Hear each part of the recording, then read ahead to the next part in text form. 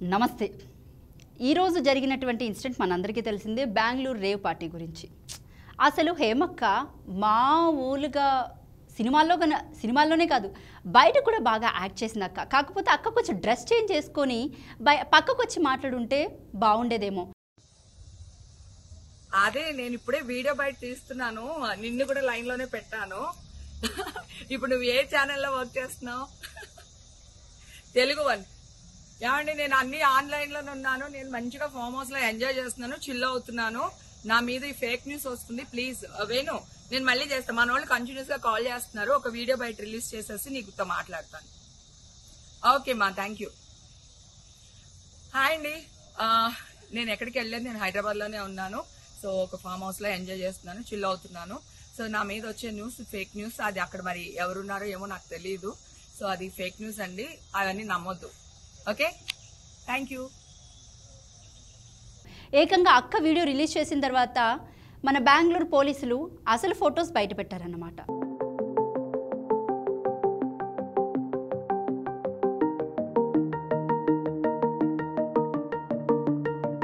ఏంటక్క ఇది, కనీసం డ్రెస్ అన్న చేంజ్ చేసుకోవాల్సింది కదక్క.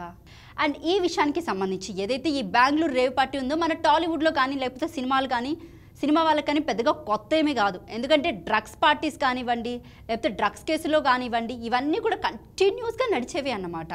అలాగే ఇక్కడ నటి హేమ గురించి వచ్చేసరికి మాత్రం వీడియోలో మాత్రం శుద్ధపూస కవర్లు మామూలుగా చెప్పలేదు అక్క. ఎట్లా చెప్పింది అంటే ఇంకా నెక్స్ట్ లెవెల్ అన్నమాట. హలో, నేను ఇక్కడే ఒక ప్రముఖ జర్నలిస్టు ఫోన్లో ఉండగా కూడా ఆయన్ని ఫోన్ లైన్లో పెట్టుకొని ఏకంగా ఎలా చెప్పింది అక్క. మనందరం వీడియో చూసే ఉంటాం కదా, హైదరాబాద్ ఫామ్ హౌస్లో నేను ఫుల్ చిల్ అవుతున్నా అని చెప్పేసి ఒక వీడియో అయితే రిలీజ్ చేసింది. తప్పు కదక్క అట్లా చేయడం, కష్టం కదక్క. మరి ఎంతైనా సరే నిజాలనే చెప్పాలి కదా. కనీసం డ్రెస్ చేంజ్ చేసుకున్నా, తప్పు చేసినా దొరకకూడదు కదా. కనీసం డ్రెస్ అన్నా చేంజ్ చేసుకొని పక్కకు వచ్చి మాట్లాడుంటే బాగుండేదేమో, అదన్నమాట మ్యాటర్. అండ్ అలాగే పాపం బెంగళూరు పోలీసులకు బాగా తిక్కరేగినట్టుంది. ఇమ్మీడియట్గా ఫొటోస్ అయితే రిలీజ్ చేశారు. అండ్ ఇలాగే మన శ్రీకాంత్ గారు కూడా ఒక వీడియో రిలీజ్ చేశారు. పొరపాటున బెంగళూరు పోలీసులు శ్రీకాంత్ గారి వీడియో కూడా బయట పెడితే ఏమైపోతుందో మరి అర్థం కావట్లేదు. ఇది నా ఇల్లేగా, నేను మా ఇంట్లోనే ఉన్నాను, హైదరాబాద్లో ఉన్నాను. సో నేను విన్నాను పొద్దున్నుంచి, నాకు ఫోన్లు రావడం జరిగింది. నేను కూడా వీడియో క్లిప్ చూశాను. మన మీడియా మిత్రులు చాలామంది నన్ను అడిగి క్లారిఫై చేసుకున్నారు. వాళ్ళ దాంట్లో రాలేదు నాకు తెలిసి. చాలా ఇట్లా శ్రీకాంత్ ఇలా బెంగళూరులో రేవ్ పార్టీకి వెళ్ళాడు, హేమ వెళ్ళింది, ఈ టైప్లో ఏవో వచ్చినాయి. లేదా నాకు నవ్వు వచ్చింది. ఇంట్లో వాళ్ళంతా నవ్వుకున్నాం. ఇదేంటిది, మొన్న ఏమో విడాకులు ఇచ్చి పిచ్చేశారు నా భార్యతో, ఈరోజు ఏమో రేవ్ పార్టీలకి వెళ్ళాడు అని చేసినాయి. కానీ ఒకటి, వాళ్ళు కొంచెం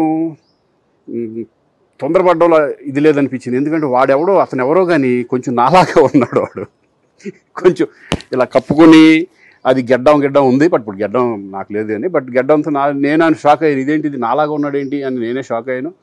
సో దయచేసి ఎవరు నమ్మొద్దు.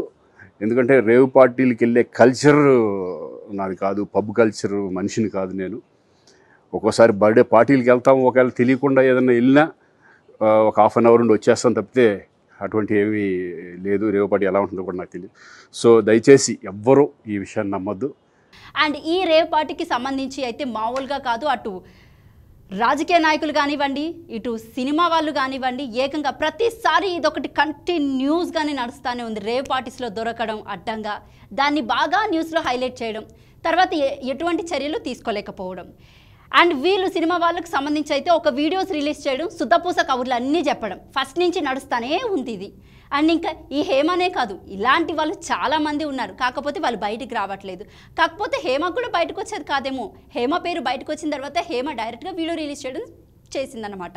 పాపం హేమ గారు చేసిన తప్పదే అని చెప్పుకోవచ్చు.